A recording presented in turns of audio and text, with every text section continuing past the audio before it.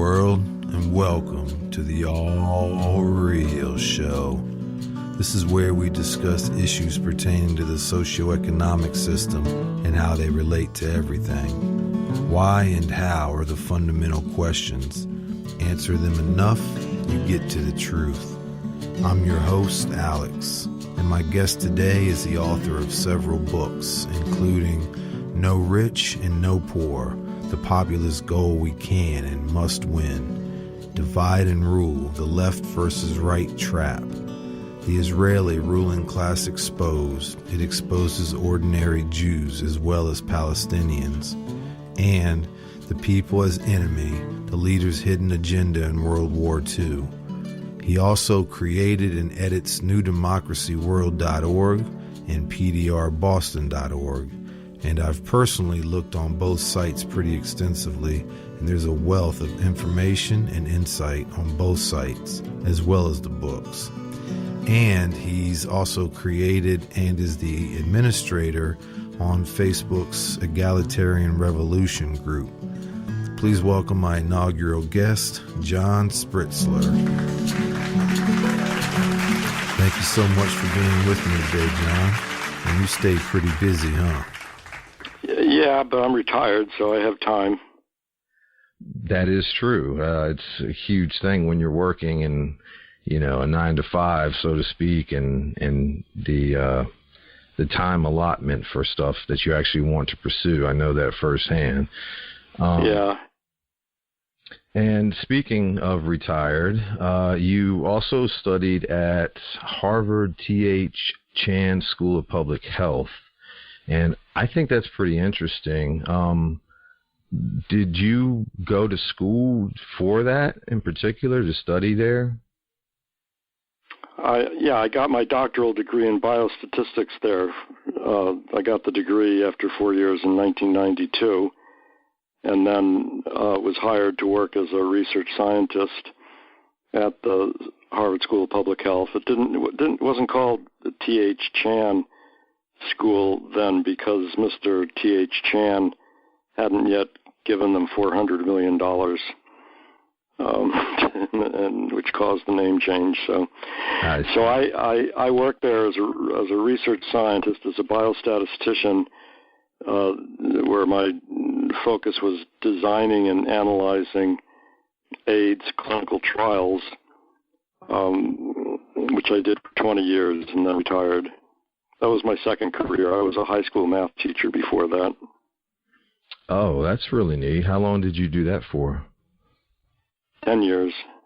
10 years. That was, well, maybe you could say that was my second career, because when I got out of college, I was an SDS regional traveler for a few years. And SDS, as your older listeners will know, was Students for Democratic Society, the big anti-war, anti-Vietnam War organization.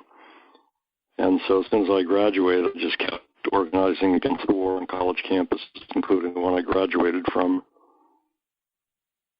That's interesting to me about the research you did there. I read one of your posts where you were talking about, of course, the funding that goes on in universities and colleges, and of course the money trail, right, where it comes from, and why research is done that is done. And you don't have to go on extensively, but with your sort of doing it, were you, as far as the AIDS trials, were you directed kind of, what to do? How did that work in general? Okay, the answer to your question is this. I was a biostatistician, and I collaborated with MD doctors with MD degrees, and together they and I and other people formed the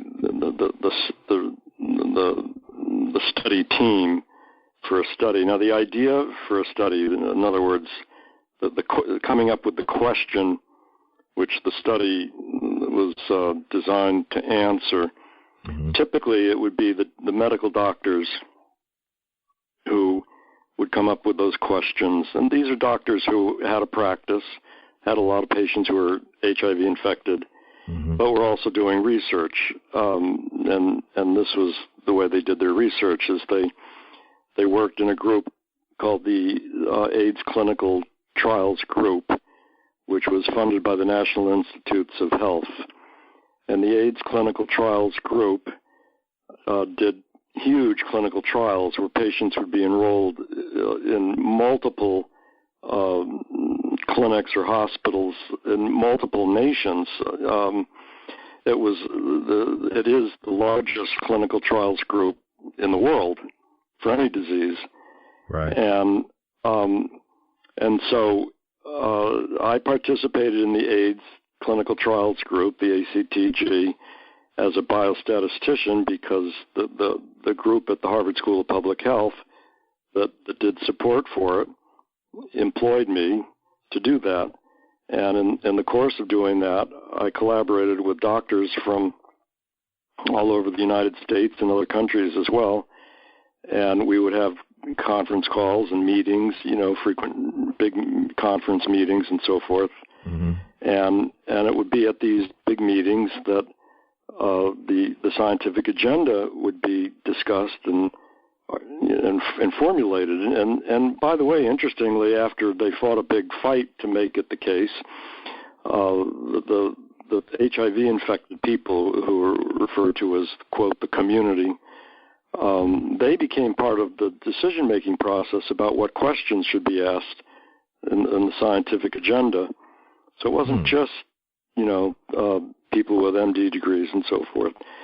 And anyway, so typically what would happen is that a doctor would come up with an idea for a question that should be addressed by a clinical trial, and then the first step they would do would be to start working with me to figure out how to define the question precisely in scientific terms, how to figure out how large a clinical trial, how many subjects it would take to answer the question, how the trial should be designed in terms of the nature of the randomization and so forth. And then we would work to, the doctors would typically write the section of a document called the protocol, which had the rationale, and that's where the argument was made why it was worth spending a lot of money to do this study. And if there was an experimental treatment, as typically there was, all the reasons why one could have some hope based on earlier laboratory studies or whatnot for why the experimental treatment might be successful.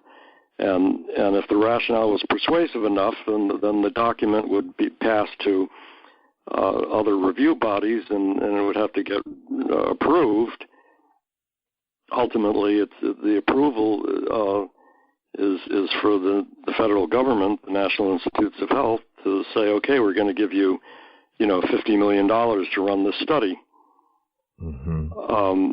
Now, part of what makes a study doable is if it has a drug, which almost always was the case, that was part of the experimental treatment, or even the standard of care treatment on maybe the non-experimental treatment arm.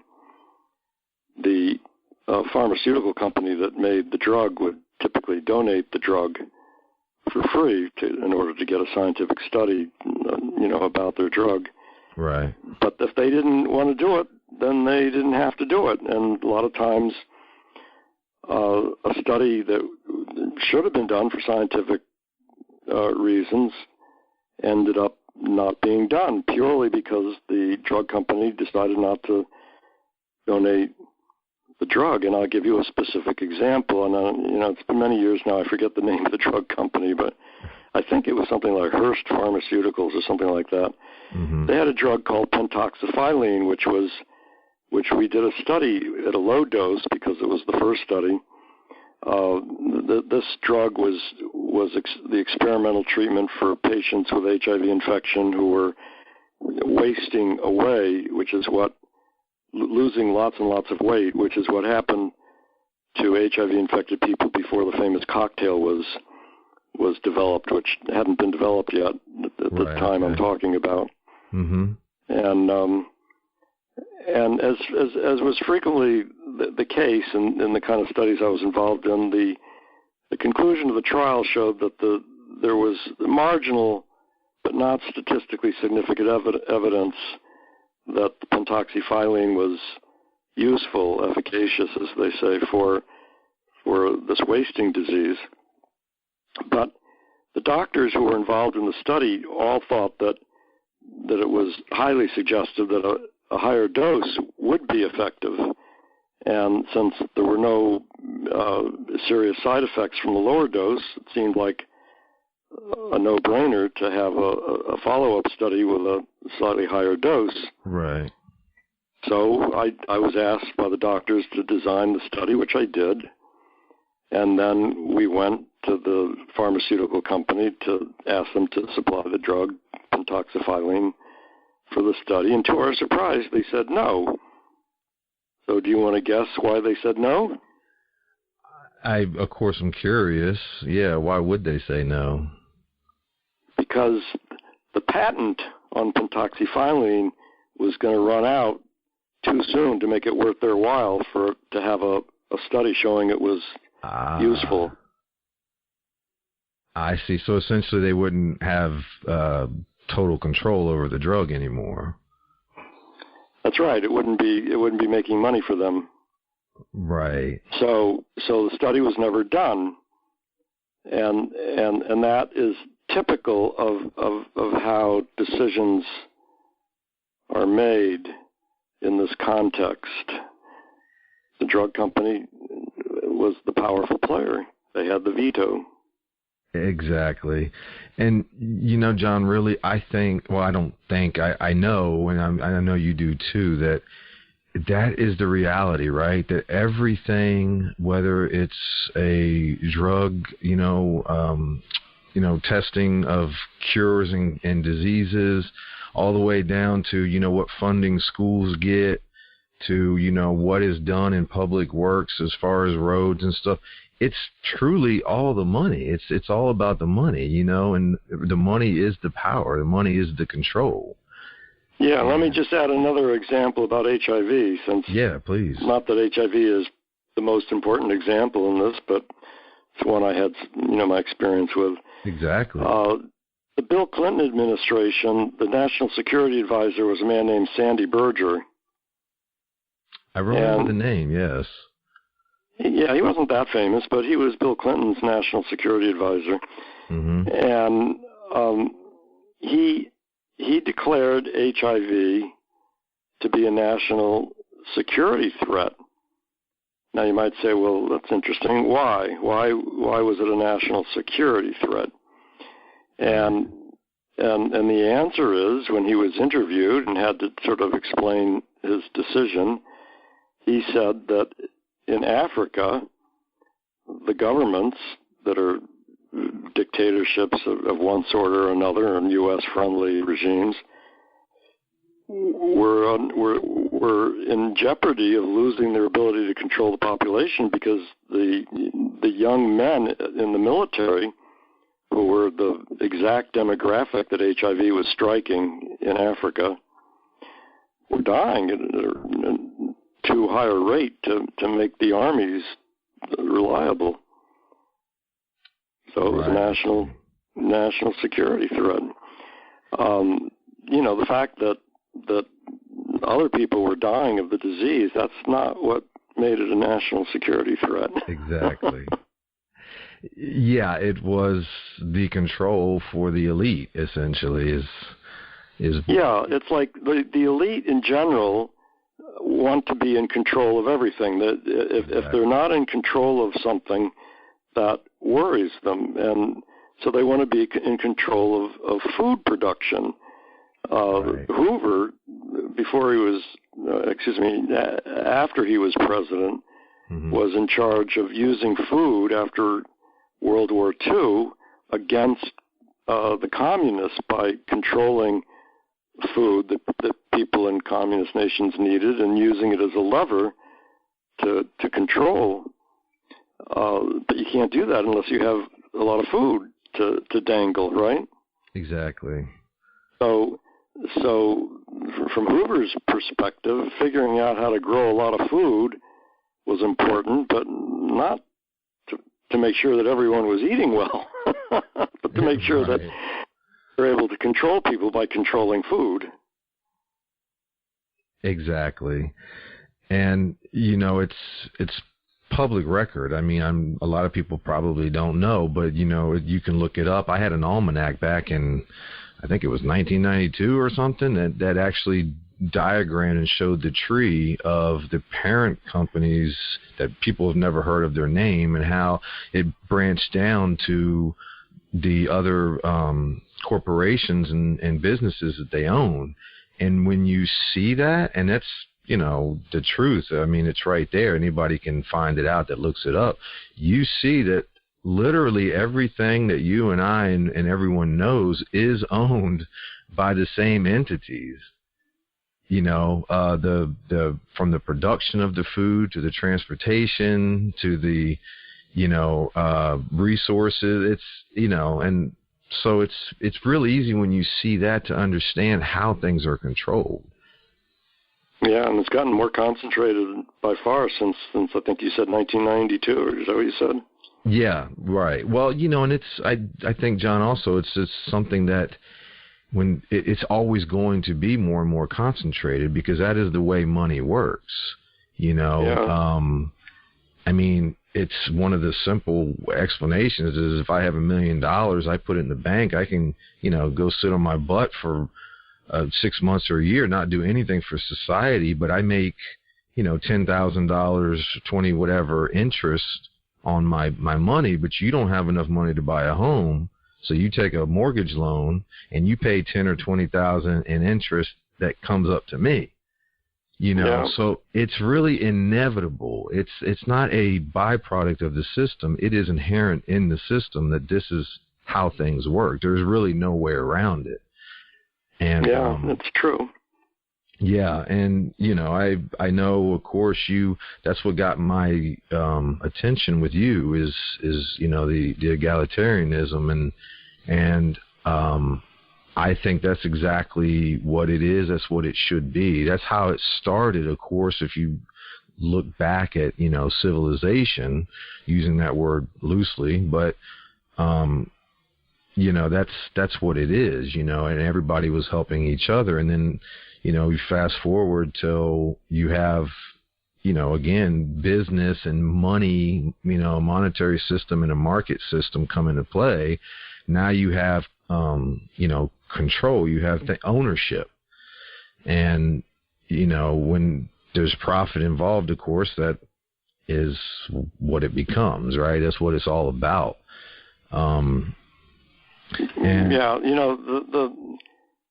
the most important message I have, I think, for your listeners and everybody else that I can reach ever, is that contrary to what a lot of people think, almost everybody in the general public wants to remove the rich from power, to have real, not fake democracy, because they know it's fake now. Right. With no rich and no poor. And that's the heart of what egalitarianism is about. And the reason that I can claim with confidence that almost everybody wants this is because I've spent probably 1,000 hours on the street, mostly in Boston, but also some in New Hampshire, asking random passersby if they think that's a good idea or a bad idea. And 90% say it's a good idea or a great idea. I've discovered this to be the case over and over and over and over again. And this is whether I'm standing in a white neighborhood or even a somewhat wealthier neighborhood or black neighborhood in Boston or in conservative New Hampshire, where they listen to Rush Limbaugh instead of NPR. Same result, though. I've done this. I know. And I know that people are probably skeptical hearing me say this. And the reason they're skeptical, I think, is because you never see people saying, let's remove the rich from power, have real, not fake democracy with no rich and no poor on television or on the radio. You never see them being quoted to that effect on the newspaper or magazines or even the alternative press, for that matter. Not even, like Democracy Now! Yeah. You don't see it. And so that creates the impression that, well, people must not feel that way, or else how come we never see them expressing that point of view? Of course, the point of view is censored. That's why we don't see it. It's censored. Right. And then the censorship creates the feeling in people that no one else feels that way, so they better keep their mouths shut, or else they'll be viewed as a crazy person. So it becomes a taboo to express such a view. But if you actually go on the street in front of a grocery store or a laundromat or CVS drugstore or something, mm-hmm.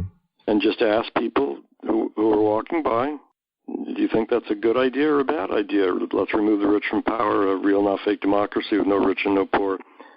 You'll find out for yourself. You don't need to believe me. You'll see 90% of the people, unless you're in Beverly Hills or some rich town, exactly. are going to say it's a good idea or a great idea. And that's the reason why egalitarian revolution is possible. I'm not saying it's easier, but it's possible, because if it's what most people want, then it's possible to make happen.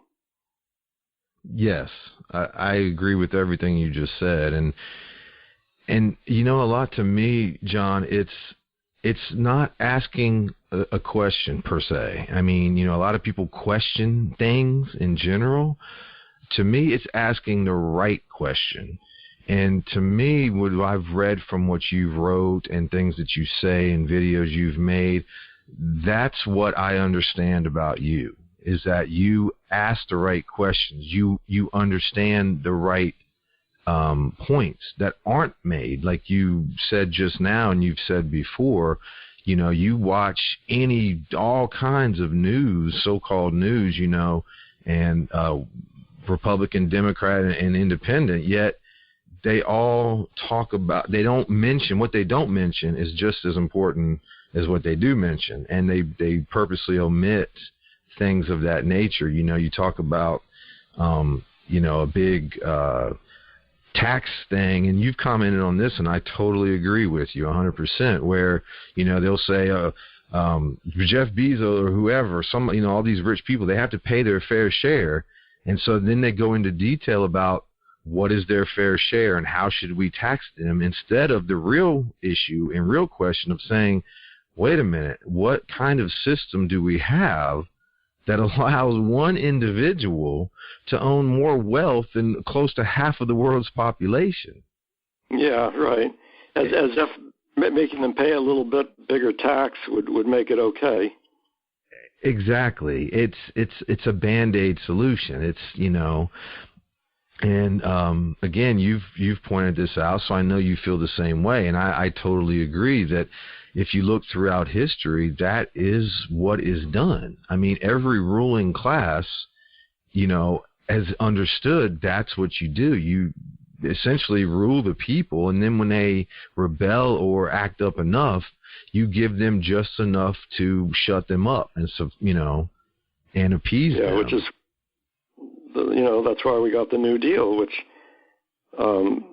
they were scared to death in the 30s because they were literally afraid of imminent revolution. They were sending the National Guard to multiple parts of the country with orders shoot to kill because of the huge labor strikes that were often explicitly revolutionary in their goal, not just for higher wages.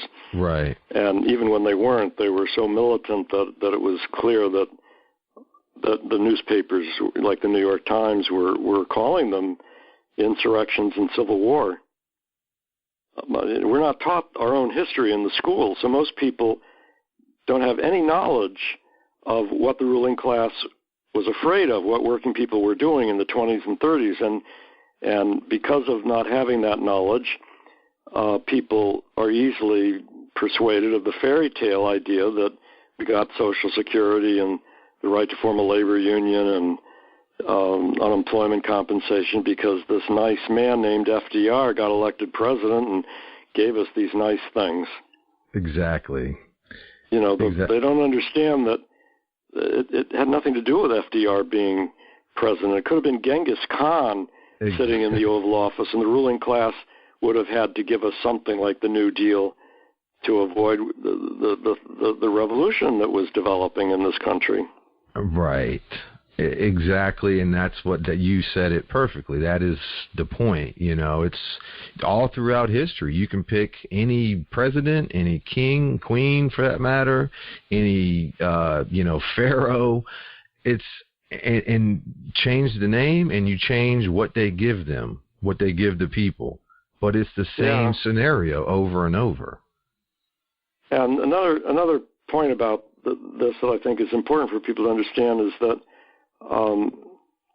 whenever you have an upper class dominating and oppressing a lower class, and this, it doesn't matter if it's a slave-owning class like the slave owners in the American South before the Civil War turned it into a Jim Crow system, or if it was a feudal system where you have an aristocratic class dominating the peasants and exploiting them, or the capitalist class like we have today. Exactly. Whenever you have an upper class dominating a lower class, the upper class has to treat the lower class like dirt, because if they don't, well, then if they treat the lower class with the same dignity and respect that they treat each other, then that doesn't do what's necessary to maintain the class inequality, which is to keep lower class people in their place, make them think that they're less deserving, that it's sort of right and proper that they should be treated with less respect and dignity than the upper class, and to that you treat the lower class like dirt to keep them in their place and to make them accept their place at the bottom of society. So they have to treat us like dirt, and they do over and over and over again. Yes. In ways that are so common that people don't necessarily think of it in these terms, because it's like the water that the fish swims in. After a while you just take it as just you don't think about it, but exactly. People know they're being treated like dirt. Like, for instance, when retail workers are put on call, so they have to be ready to come to work whenever the phone rings and says come in, but the phone might not ring, and they can't plan their life around anything because it could ring any time, and if it rings, they've got to get a babysitter or something, which at the last minute, but they only get too few hours of work, so they don't get the benefits that require at least 35 hours of work. They're treated like dirt. And I think that what we need to do to build a movement is to identify the ways that people are treated like dirt, and to start saying that this is why we need to remove the rich from power, and to build on the anger that people have because of all the ways they're treated like dirt. And the reason I'm focusing on this is because some people don't seem to understand this, and they think that the way to build a movement is to try to persuade people that secret crimes that the ruling class is doing, which people do not know about, things right. like putting poison in chemtrails, coming out of the jets, or exactly. poison vaccinations, or Monsanto poisoning our crops and so forth. These are terrible crimes, but they're not crimes that are as visible to people as the example of the retail workers being put on call, and there's no way that most Americans are going to know and be confident that these crimes are happening, because they're secret crimes. Right. And it takes, for a secret crime, the only way people are going to know in large numbers that it's happening is if the equivalent of Walter Cronkite on CBS 11 o'clock news announces it. Right. But that's never going to happen as long as the rich are in power. So we need to remove the rich from power based on the anger that people have about the crimes that everybody knows about, the way they're treated like shit. And when we remove the rich from power, well, that's when we can go into the file cabinets and the hard drives and find out the truth about all these what are called conspiracy crimes or conspiracy theory crimes, and right. Find out what the truth is and so forth, and prevent them from happening. But we're not going to prevent these conspiracy type crimes from happening by trying to persuade the general public that they're happening, because the evidence is too obscure and hidden, and the ruling class media is never going to announce it.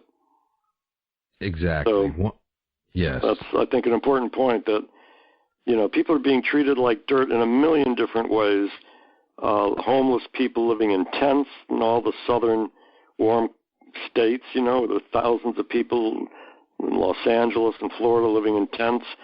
You don't need a secret memo to prove that. Everyone living in the tents knows it's true. Right. Yeah, that's what I mean. I agree with everything that you say. I mean, you're really on point, and that is, I know I'm into a lot of the deeper stuff too, and I talk with friends that say, well, exactly what you're saying. Well, we got to expose this.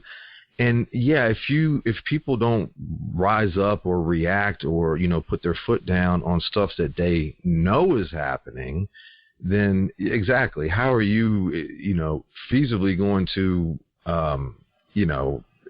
it's too much. It's too much down the rabbit hole, and a lot of it you don't even have access to in reality at this point because of those fires in Northern California last year. So if you go down the rabbit hole, you can find evidence that's reasonably alarming that suggests that it was caused by some kind of satellites with high energy weapons or something like that for God knows what evil reason. Okay, but I cannot prove that. Right. You cannot prove it, and even if we had some kind of smoking gun, some obscure smoking gun, so how many people could we make see that smoking gun with the what we have available in a way that would be convincing and persuasive? Not that many. Right. Not that many. It's the nature of these crimes that they are secret. Right. That's their nature innately, and that doesn't mean they're not horrible. That doesn't mean that they're not grounds for overthrowing the criminals from power. But because they're secret, they're not going to be the basis for a large enough movement to remove the criminals from power. Exactly. And what I go to when I get in a conversation like this about, exposing or, what to rise up against type of thing, I inevitably, every time I go to 9/11, because everything you were saying, I used to wonder. I was born after JFK, but when I saw that one footage and heard the different accounts, and it's pretty obvious his head moves both ways, those types of things, but I used to think to myself, yeah, but how can you prove it? Kind of like what you're saying now, and they're just never going to come out, and these types of things. Then 9/11 happens, and up to this point you have a countless number of every single evidence that's ever come out has been contradicted the official story, and it's not even evidence, it's basic physics. Buildings do not fall in. Are you aware that it is now a majority of the population that thinks the government is not telling us the truth about 9/11? I do, actually, yes. And they also the grand jury in New York is going to the district attorney, finally, the evidence was so overwhelming and so, stacked up that there's going to be a grand jury, hearing on the evidence to see if it can go to trial. Yeah. But even with 9/11, it's still people do not have any personal experience about what happened in 9/11, except so they saw the television. People saw the images and everything, which could be fake for that matter. But people don't have personal experience on the basis of which to know the truth with confidence. Well, they don't, so John. In that sense, is still a secret. Me, though, is this is the reason I always go to 9/11 is because, to me, it's not about a belief. It's not about even, if you believe the official story, if you don't, those types of things. Because there is, especially on the second building, there is countless number of videos that are not doctored that you can go on YouTube and watch. You can see the actual news footage that came straight from the news source. These buildings were huge concrete and steel structures, and they fall in their own footprint at free fall speed, meaning even a layman, if you don't understand physics, all you have to do is think about that for a second. That is physically impossible, because that means it's going through the path of most resistance. Not only is it going through the path of most resistance, but it's going at free fall speed, meaning there is nothing impeding that building collapsing. Otherwise, it would take 30, 40, 50 seconds, and obviously it wouldn't fall all the way. It would fall sideways. But that's the thing about I've made the same arguments that you're making, but maybe you're addressing your audience more than me, in which case, go ahead. Well, no, I'm not addressing you. I believe that you're fully aware of it. And, yeah, I'm kind of throwing it out to the audience, but, you know, just kind of making the point of what you're saying. And I agree, you can't go that route because those things are unprovable. But if I get into a conversation with somebody and you're saying this needs to be exposed, that needs to be exposed, and I don't mean you, I just mean an average person. The first thing I say is, what do you think about 9/11?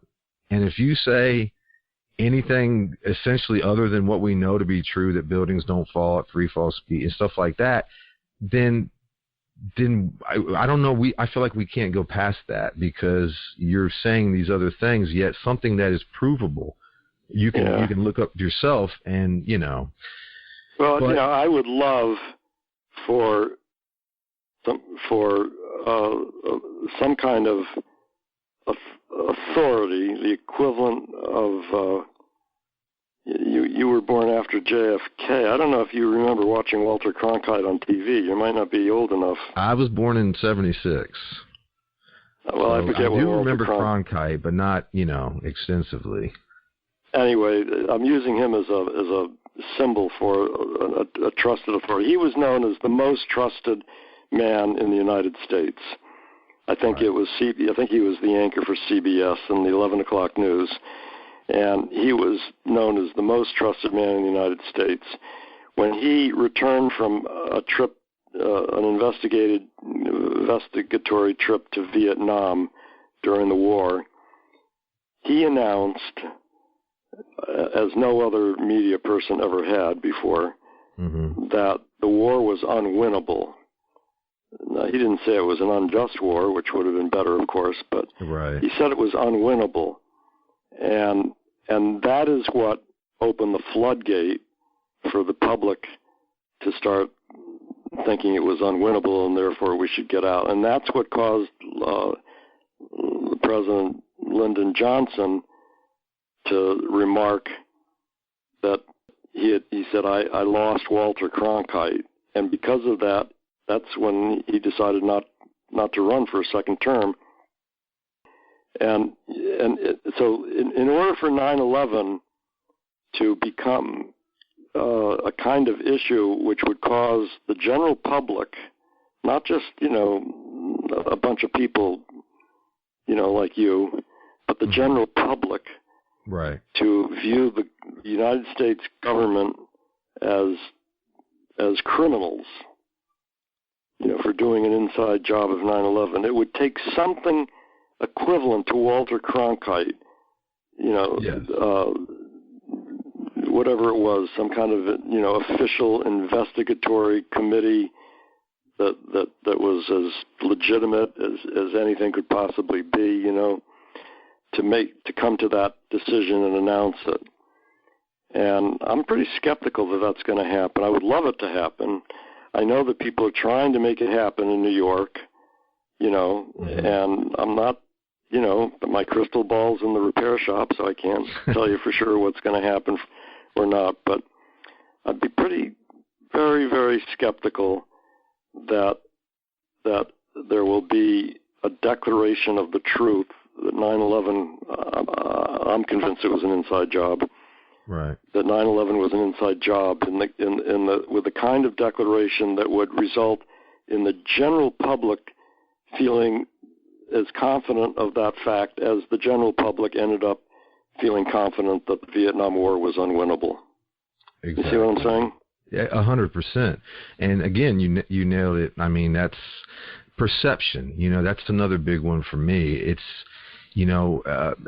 because like you said, we could say it, if you're go on a popular web show and say it, but it doesn't have that authoritative feel. It doesn't have that, true ring to it, but yet someone that you see daily that for some reason you trust says it, you think differently. That's where the average mindset loses me, honestly, because I feel with anything, whether it be 9/11, whether it be, talking about, things that happen to you at work and those types of things, if you just look at it independent by itself and question it, but I know exactly what you're saying, John, and it's true. The general population tends to be general thinking.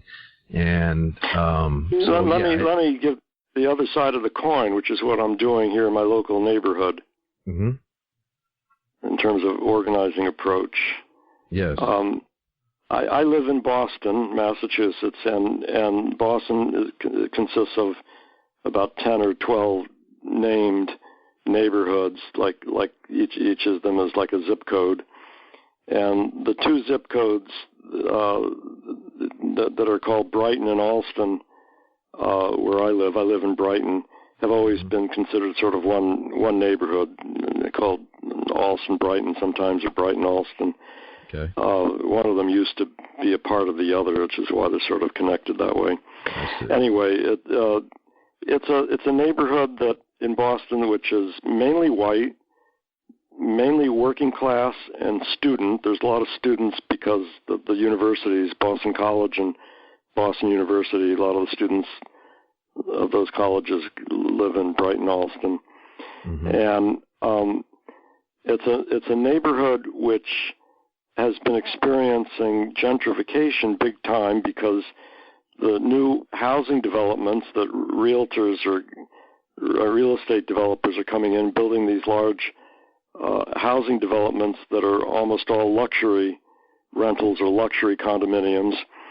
And of course, that raises the rents generally and raises the property taxes, and that forces the longtime working class residents to have to leave because they can't afford the rising rents, right, or property taxes. Even if they own their own home, the property taxes go up. Mm-hmm.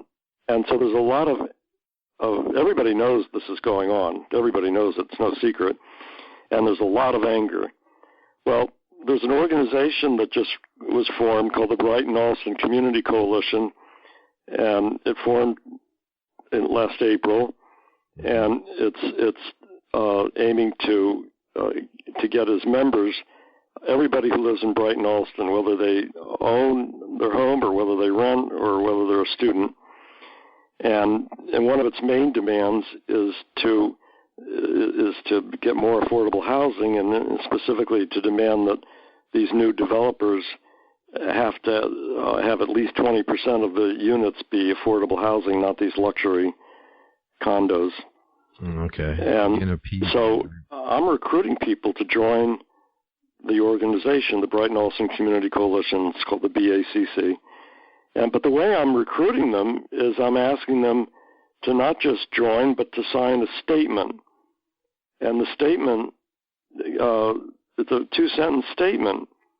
And it says, "We, the undersigned, joined or are hereby joining the Brighton Allston Community Coalition the BACC because its goals, including adequate affordable housing and good public transportation and an end to gentrification, are part of our larger goal, removing the rich from power to have real, not fake democracy with no rich and no poor.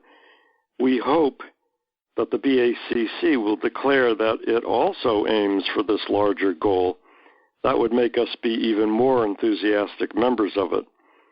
Well, nice. I've been on the sidewalks collecting signatures. I got 444 memberships this way. Hey, that's awesome. And the organization only has, according to its last last letter it sent to the mayor, quote, more than 350 members. So I've more than doubled the membership already, I think, or just, and I intend to get 1,000 signatures, which won't be hard. And on the basis of all these people joining the organization and saying explicitly that they want to declare that it's for removing the rich from power, real, not fake democracy with no rich and no poor. In other words, egalitarian revolution. Right. They're saying they want the organization to become an egalitarian revolutionary organization. Well, I'm hoping to make that happen. And if that happens, it'll be the first organization with, substantial membership of ordinary people declaring that it's for egalitarian revolution in 100 years in the United States. I count the Wobblies in 1917 as being such an organization, because essentially they didn't use the word egalitarian, but they were for abolishing the wages system, and essentially that's what they were talking about. Right. But it's been 100 years since there's been any organization that has been advocating removing the rich from power this way. And I include the Communist Party, which they did not advocate that either in the 30s and so forth. So yeah. I think that there's a good possibility that this organization will become an egalitarian revolutionary organization. And the way that it will happen is not by my talking about 9/11 or the forest fires in California or vaccinations or these secret crimes. It's by talking about what everyone is pissed about. I agree. The lack of affordable housing. And if we build a movement this way that removes the rich from power, we'll solve the problem of the vaccinations and the forest fires and the chemtrails and inside jobs like 9/11. We'll solve those problems by removing the criminals who do them from power. Exactly. That's how I think we can actually win. Well, I totally agree. I think that's awesome. You added that in instead of just leaving just pertaining to the issue at hand. You included that in the bigger picture. That's great, obviously, and that you got that many signatures. And I have no doubt you'll get 1,000. Because like you said, to start, I do think most people, they understand things aren't fair. They understand, there's elites and those types of things, and it's not a fair system. And, we're all here. And by the way, I want to point out, this is important. Yeah. What I talk to people as they're walking by me on the sidewalk is affordable housing. That causes them to stop. Mm-hmm. And then I ask them, if you agree with this statement, to sign it, but you have to read the whole thing. And people read it. 9 out of 10, you know what their question is after they read it about removing the rich from power and everything? What's that? Where do I sign? I'm serious. Oh no, I know you are. I'm that's a happy laugh. That's the question. Where do I sign? Yeah, and it's probably more we could get into in a little bit of time than we have right now, but I do think I again wholeheartedly agree with you, John, that I think the majority of people would say yes. The majority of people would say, I agree, where do I sign? Let's do this. And then I think it goes to part 2, which is the harder part. Just to kind of quote here your description too. I had a couple of things here we didn't get to, but it's fine. I'd like to have you back on at some point anyway. But on the Amazon description of your book, No Rich, No Poor, you say that, most Americans, like elsewhere, of course, would love to remove the rich from power, have real, not fake democracy. And the main reasons, you give two main reasons why it hasn't happened. And you say, one, people don't know the vast majority want it to happen because the mass media keep it a secret, and therefore you think it's impossible, like we touched on earlier. And two, and this is where kind of what I'm saying now, you're right, because you put it down yourself, but I think this is where the second part, the hiccup is, and you say the other reason is people have doubts it would or could work and be desirable because they know how ugly and anti-democratic communism was and is. Now, of course, you just use communism as an example, but the would or could work, I think, is where a lot of people end up, because they'll say yes. A lot of people I talk to too, they say they understand, and things are wrong and unfair and unjust, but then it's always, well, what do you do? And of course, you're doing an excellent job. There's a lot of people that do things, and I think it's like going in, everybody's going in a direction. Granted, it's the right way, it's the positive way. But just to kind of conclude, I personally feel like there essentially, to put it in a term, there has to be a blueprint, an actual laid out, planned out, because part of the issue is, like you're saying with the housing thing, the elite controls the resources. So even if you say, well, we're going to start our own little town, and, that I'm just hypothetically saying that, but you still have to acquire all the resources to do it. And because of we're stuck as of now in this market monetary system, you are forced to pay for those services. Granted, you could get some donated and volunteers, but to do any big, step forward, it's going to require a lot of resources. Yeah, this is a whole another hour's worth of great discussion. You're raising all the important questions. I know, and, John. I'm sorry. Like to have that discussion with you, because I've thought a lot about it, and I think there are some some important things to say that address the important questions you're raising. And I sincerely would love to have that conversation with you. I think you're an amazing person. I've read a lot of what you've done. I see what you do. And to me, it's one thing to say you care, but it's another thing to act on it. And you, without a doubt, act on it. I think you're extremely intelligent, insightful. I've really enjoyed conversating with you, and I really would like to have you back on for another show at another time. And I would love to pick up right where we left off, because I think that's the nugget, so to speak, right there. That is the juicy part of kind of what we're both getting at here.